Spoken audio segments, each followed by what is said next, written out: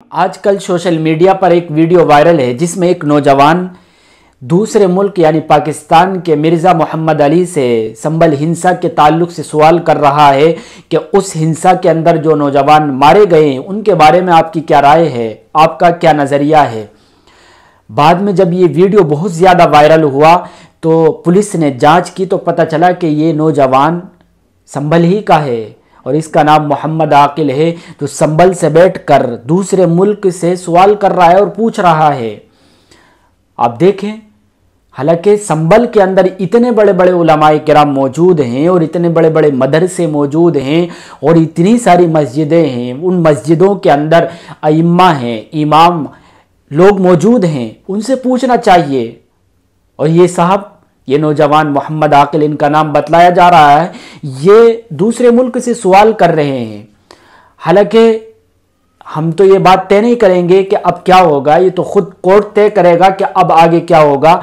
अब इन लोगों को कानूनी लड़ाई लड़नी पड़ेगी, लेकिन चूंकि ये नौजवान इसने सवाल किया तो अब इसको जेल के अंदर डाल दिया गया है। तो इस खबर को सामने रखकर नौजवानों से ये कहना है कि आप अपने मकामी उलमाए किराम से टच में रहें, अपने मकामी उलमाए किराम से जो भी मालूम करना उनसे पूछें। आसपास में बहुत से उलमा होते हैं, महल्लों में होते हैं, महल्ले की मस्जिद का इमाम होता है, वो भी मौलवी होता है, मुफ्ती होता है, और कम से कम इतना तो जानता ही है कि शरीयत की जो बुनियादी चीज़ें वो आपको बतला दें, या कम से कम उस बस्ती के अंदर या उस गांव के अंदर उलमाए किराम मौजूद होते हैं। और अगर वहाँ भी मौजूद नहीं होते तो डिस्ट्रिक्ट लेवल पर तो उलमाए किराम आपकी नज़र में मौजूद होंगे या नहीं होंगे। आप देखें कि संभल के अंदर इतने मदरसे मौजूद हैं, लेकिन वहाँ नहीं मालूम किया। संभल के पास में अमरोहा है, उसमें बड़े बड़े उलमाए किराम मौजूद हैं, वहाँ भी जनाब ने मालूम नहीं किया। और संभल ही के पास में मुरादाबाद पड़ता है, हजरत को वो भी मदरसा नज़र नहीं आया, इतना बड़ा मदरसा है।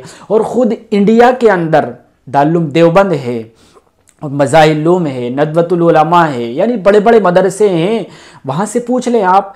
और मदरसों के अलावा बेशुमार उलमाए किराम इंडिया के अंदर मौजूद हैं, उनसे पूछ लेना चाहिए। तो कहने का मकसद ये है कि आप डिस्कस करें, आपको कुछ मसला पेश आ रहा हो या शरीय एतबार से कोई बात समझ ना आ रही हो तो अपने मकामी उलमाए किराम से और कम से कम अपने मुल्क के उलमाए किराम से तो डिस्कस कर लेना चाहिए। अब ये साहब वहाँ डिस्कस कर रहे हैं। ये चूँकि फैशन बनता जा रहा है कि हमारे नौजवान दूसरे बड़े बड़े लोगों से सवाल पूछते हैं ताकि सुर्खियों में रहें कि इन जनाब ने ये सवाल पूछा है। तो भाई अपने मकामी उलमाए किराम से टच में रहें, अपने मकामी मस्जिद के इमाम से टच में रहें। उन उलमाए किराम हैं, जमीयत उलमा है, इस जमीयत से बड़े बड़े उलमाए किराम जुड़े हुए हैं, इनसे पूछ लें। और इलाके का कोई ना कोई काजी होता है, कोई ना कोई मुफ्ती होता है, कोई ना कोई बड़ा आलिम तो इलाके के अंदर मौजूद होता है, उससे डिस्कस कर लें।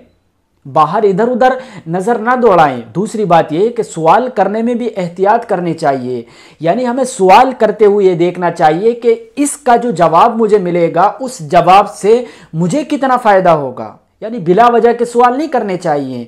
सवाल भी सवाल ही की हद तक होना चाहिए, ऊट पटांग सवाल नहीं करने चाहिए, यानी एक लिमिट में रहते हुए। और आपको जो जवाब उसका मिलेगा उस जवाब से आपकी ज़िंदगी के अंदर दुनियावी और उखरवी एतबार से कितना फ़ायदा होने वाला है ये सामने रखकर तब सवाल करना चाहिए। बिला वजह के सवाल भी नहीं करने चाहिए। हमारे इंडिया वालों की अजीब कमी है कि जब जिंदा होता है कोई मौलवी या कोई बड़ा आलिम जिंदा होता है उसकी कदर नहीं करते, बल्कि अपना जो मकामी आलिम होता है उसकी कदर करने के लिए तैयार नहीं रहते हैं।